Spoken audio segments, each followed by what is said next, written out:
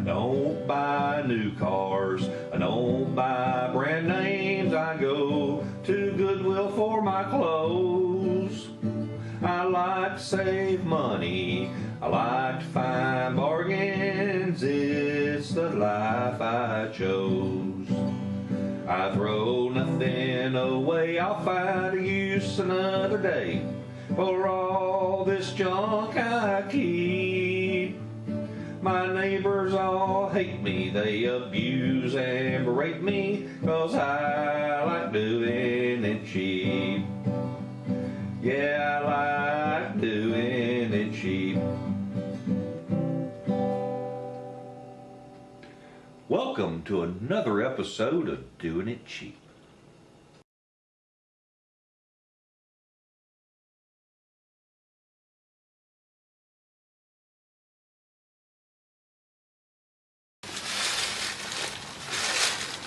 Well, how y'all are? It's PawPaw again. Oh, working on the car. Seems like every time I turn around, one of these vehicles I got needs something fixed on it. And what we're going to do today, or what I'm going to try to do today, is replace, I'm going to remove and replace the alternator on this car. Now, my wife brought it home last night. She says, battery light is on. I said, oh Lord. And I come out here and I tested the voltage of the battery, and the battery said about 12.4, 12.45 volts, just sitting there. So I said, all right, well that's good. And I cranked it up and it says 12 volts. I said, darn it. And Lord, you could hear the grinding noise in that alternator. It sounded terrible. And I said, crap. So I went in there and got online to see what one cost. The cheapest one I could find online was $75 and a $60 core. And I ended up going to my local Advance Auto Parts store and getting one for $95. They give me a deal. Got it for $95. You know, exchange. You got to give them the old one. And I come home and I crank up the car, and I decide I'm going to move it from the little concrete pad I had it on. Figure I'd move it around here so I could keep my camera inside the shelter right there, out of the wind. And then I get to studying on how in the world am I going to get this alternator out. And I said, you gotta be kidding me. There ain't no room to work on nothing in there. So, I decided I'd go online, see if somebody else had done this. And sure enough, another guy had, but he didn't show how to do it. I mean, he pointed to this, this, this, and this, but he didn't do the whole thing like I'm gonna show you. But this is like dealing with that battery, only on the other side. I'm going to have to pull the right front. I'm going to have to jack the car up and put my jack stands under it. You know, you're going to secure it so it don't fall. I got to jack the car up, pull the right front wheel off, and then pull all the fender wells out so that I can get to the belt tensioner. Now, Advance Auto Parts is very nice to let me borrow the belt or the tensioner tool, you know, where you can grab hold of it and take pressure off so you can slip your belt off and all that. Because I'd seen them do that with my little Mustang convertible I had. But it looks like I don't need it on this car. All I'm going to need is a wrench, and I'll show you here in a little bit. And so once I get the belt off,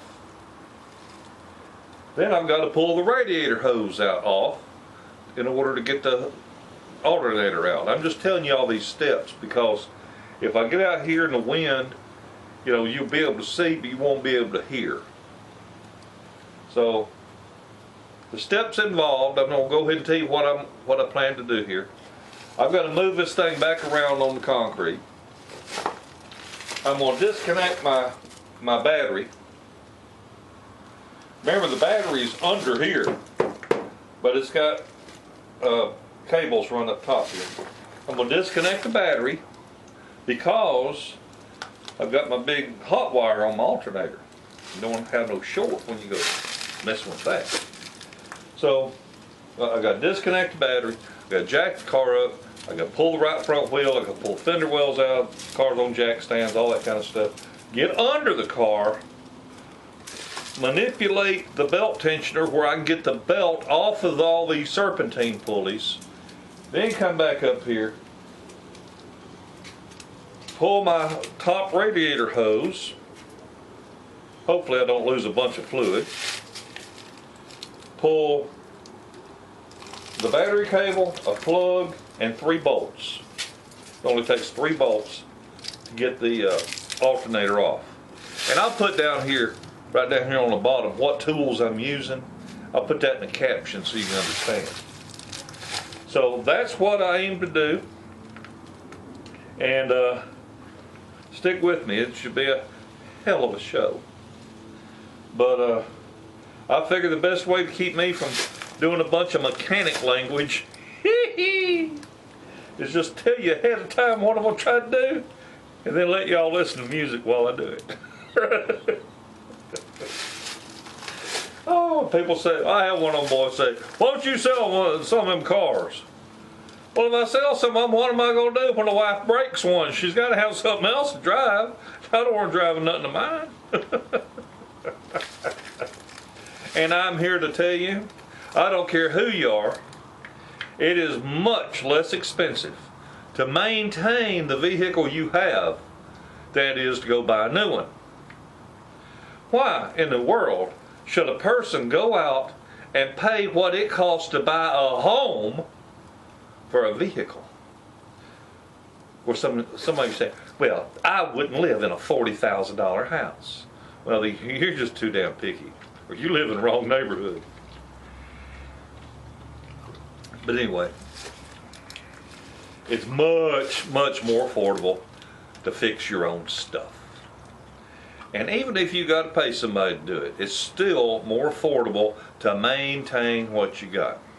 Uh-oh.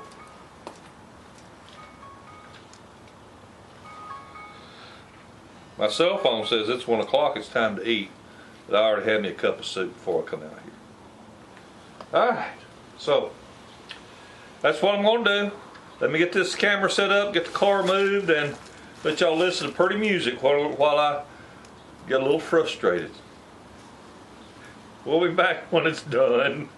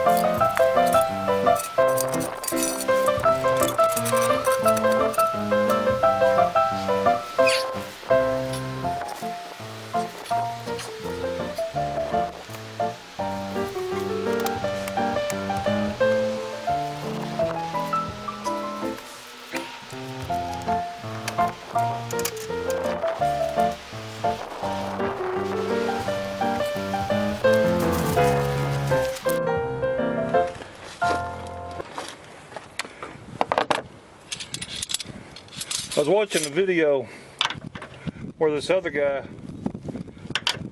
was going to show how to do this, and he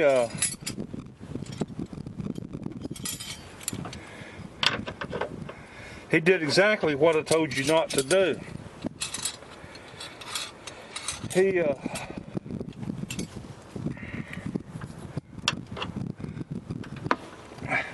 He took the positive terminal loose, and if his wrench had hit the frame when he was doing that, it could have been bad news. Remember, when you're the conductor, when you're the in, you're the first one off and you're the last one on. Passengers get on first, passengers get out last.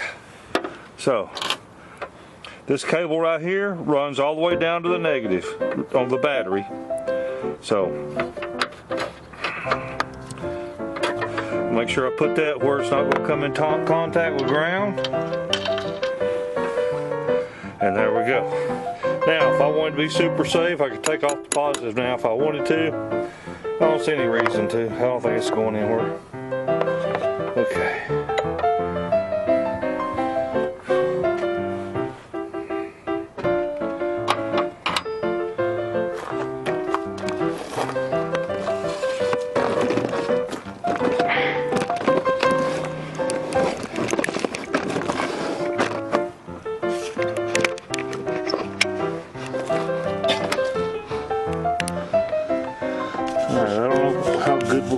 Y'all are gonna be able to see this, but this right here is the cable coming from the battery.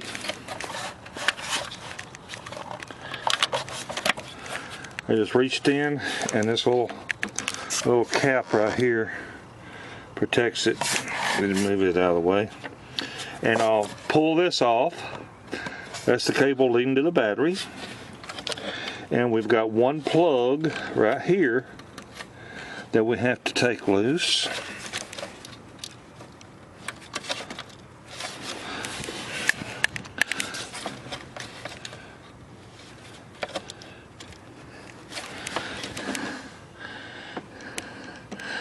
I'll have to study on how to do that.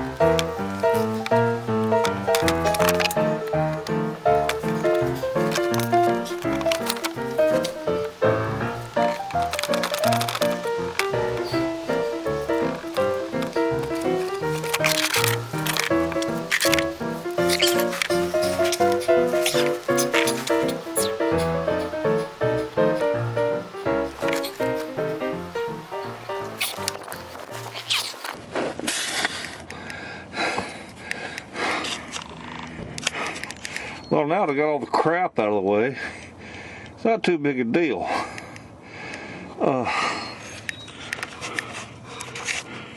Right here, this is the idler pulley. This is spring loaded, and that's keeping tension on this belt. Keep it tight. So I had to get a wrench that fits this and push it in that direction to loosen up that belt, and then I'll take it off one of these pulleys, and then it'll come free of the alternator up above. And I don't think I'm going to be able to hold the camera and do that at the same time. So let me go get my wrench and see what I can do. Be right back. Okay, this is a 5/8 this is a 5/8 inch wrench. And I'm trying to do this looking at the viewfinder instead of what I'm doing. But anyway, let me get on here. Okay, it's a 5/8 inch wrench. And watch what the belt does as I push. It gets loose. See that? So I can't loosen the belt and hold the camera and take the belt off the pulley. So I've got to set the camera down for that. Alright, all I'm doing is just pushing on that. And I'm taking the just so y'all know, I'm trying to get the belt off of something here. Let's see what. I don't want to put my hand where I would hurt it. Were this to slip, don't want to bust no knuckles today.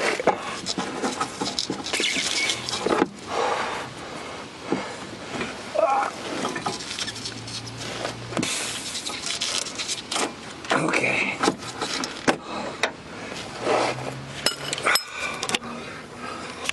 All right. I was able to push the tensioner out of the way and take the belt off of, I believe this is the air conditioner pump up here, okay? So now, with that done, then I can easily loosen the belt and get it off the alternator, okay? So, let's go back topside again. So I just busted the crap off that plug right there just so I can get that off. Damn aggravating things. Pay no attention to someone else that said that these bolts holding this alternator on were 13 millimeter. They are not 13 millimeter. They are 1/2 inch. You will screw up your bolt heads using the wrong size wrench. And the radiator hose has got to come off. See if this thing's full all the way to the top. Any other time it would be. Let's just see here. Do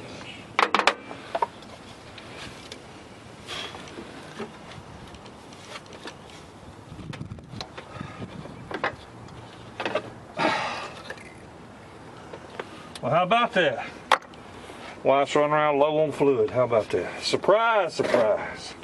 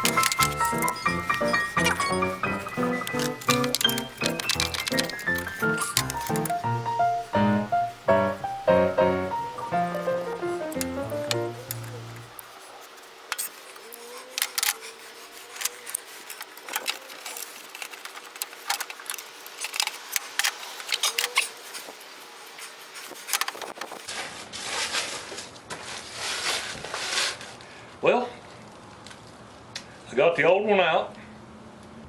Now we're going to put it all back together. And it's basically just going to be a reverse of what I've done. It's going to be awkward to show you me fumbling around trying to get that alternator back in place down in a hole. There ain't nothing really I could teach you about that. That's just something you just got to learn on your own.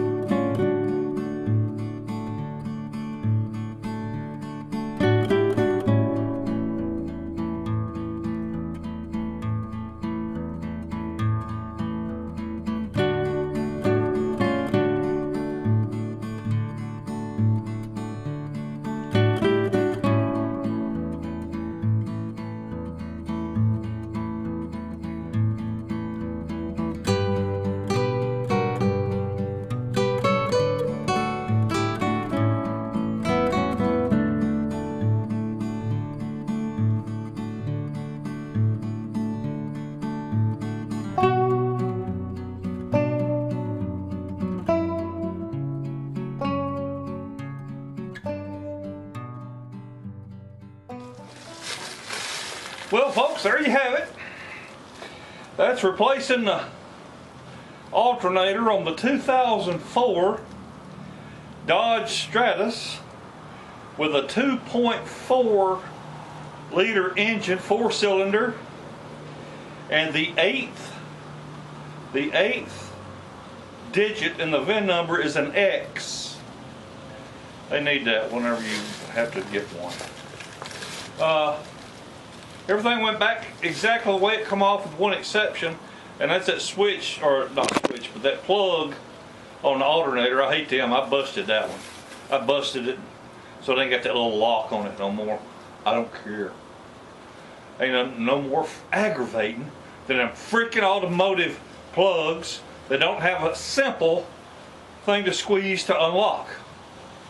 Well, folks, I hope that this video has helped you a little bit, those of you who's interested in how to do this. I really appreciate you watching my videos.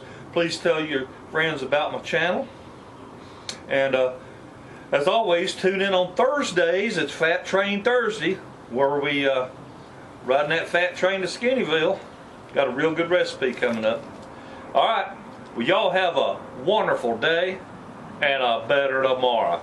Bye, everybody.